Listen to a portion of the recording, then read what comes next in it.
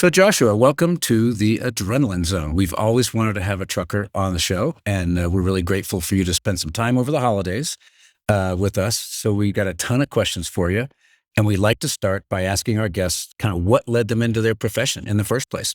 How did you get into the trucking business?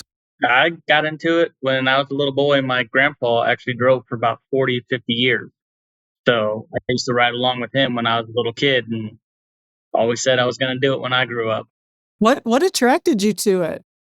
The love of the open road, just being out there, being able to see things, getting pretty much paid to sightsee.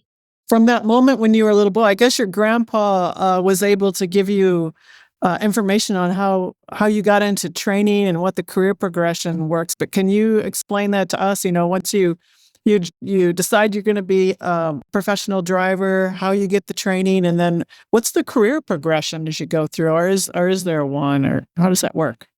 Well, what I did when I started it back in 2007 was I went to an accredited school, and it was pretty much a 3-week or 4-week class where they teach you for 12 to 14 hours a day. You practice.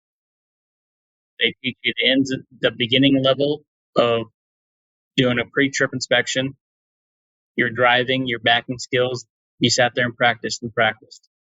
And then that they get you your permit.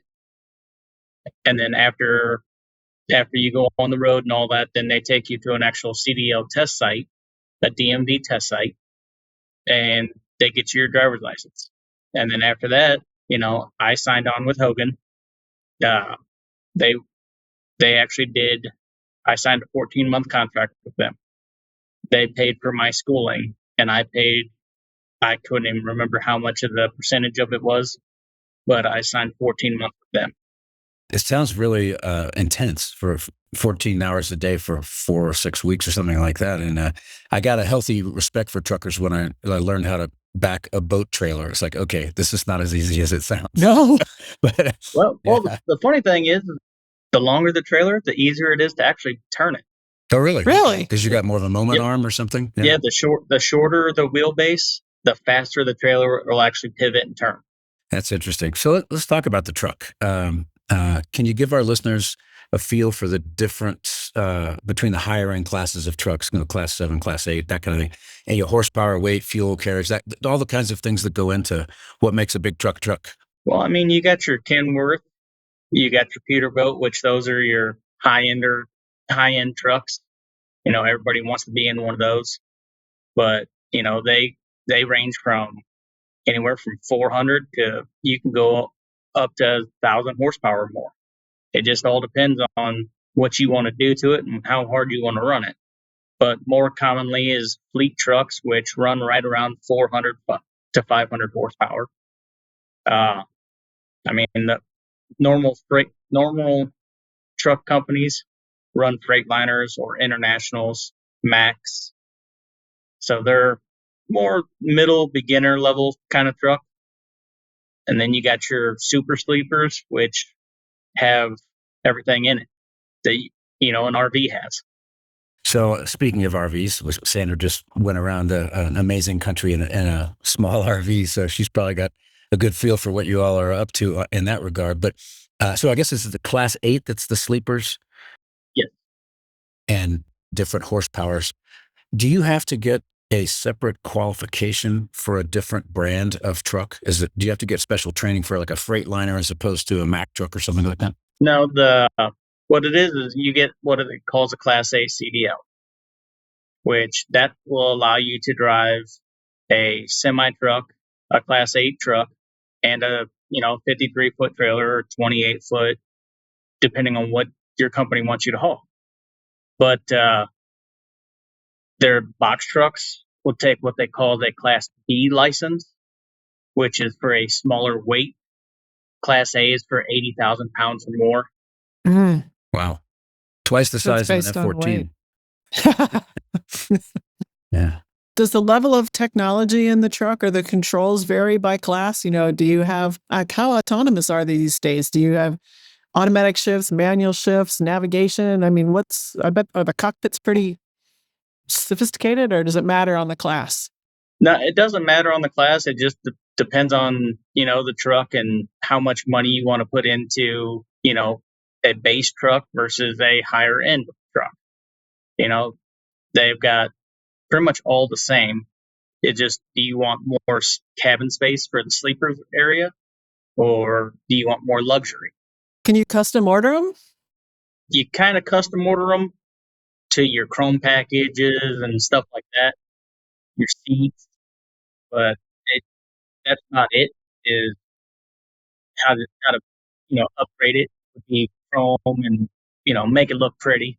Well, how about the controls in the cockpit, though? I mean, obviously you've got some kind of navigation. You've got Sandy asked manual or automatic gear shifts. Are there any other, like the highest end truck? What's it like for the driver on the instrument panel, that kind of thing? In my experience with the trucks that Hogan drives, is we're automatics, which most major carriers are running automatics. But, every once in a while you'll see a manual transmission, which goes from a 10 speed to a 13 to an 18, which I've never done a 13 or an 18. I've driven a 10 speed. Some like our trucks, our internationals, actually have a massaging seat for the driver and the passenger. Very cool. The lumbar supports actually inflate and deflate to kind of massage your back as you're driving, because you're sitting there so long. How connected are you? Obviously, you're going to have a cell phone and that sort of thing. But do you have is there anything reported to a control center? Like airplanes, and I don't necessarily mean to monitor your driving, but modern airplanes have sensors that feed information to maintenance depots when parts are wearing out, that sort of thing. How connected are your tractors? In these newer tractors, being in the computer age, there's all kinds of sensors and computers on pretty much everything. The transmission, the engine, that it's all ran by computer. So we have what they call the ELD, electronic logging device, which keeps track of our logs for us. And through that system, our company can go in and see what the truck's doing. If there's a miscommunication, if there's a problem going on, they can see it before we do.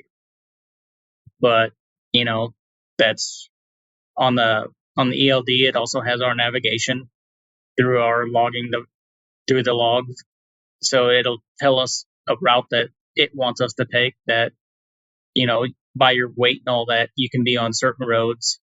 So it'll take you through on the roads that you're allowed to be on for your weight class, for your height wise, length restrictions. Do you have to take the route it suggests? Because sometimes when I do those map apps, they're really not helpful. Yes. You probably found that. No. I started driving the truck before there was navigation in 2007 in the trucks. So I'm used to using an atlas. So I look at their route, what the computer wants me to take, and then I look at my atlas and look on the roads that says I can be on it or not, and then I'll route myself. Sometimes I'm faster, sometimes I'm slower. It just all depends on how many 2-lane roads you're going to be on versus interstates. So it's kind of an advisory service that you apply judgment to, which I think is pretty cool. Mm-hmm. That's the smart way to do it. Is there any new technology coming down the road, so to speak, for the trucks that you're looking forward to? Or I mean, I haven't heard anything, but we have lane departure, just like how all these new cars have it, where it'll tell us if we're getting too close to the line, and it actually makes a sound on that side of the cab, so it tells us what side we're getting too close. Then we have the automatic braking system, that if we get too close to the vehicle in front, it automatically starts applying the brakes for us. that could be helpful and annoying. It is, but to me it's real helpful, because you never know what's going to happen.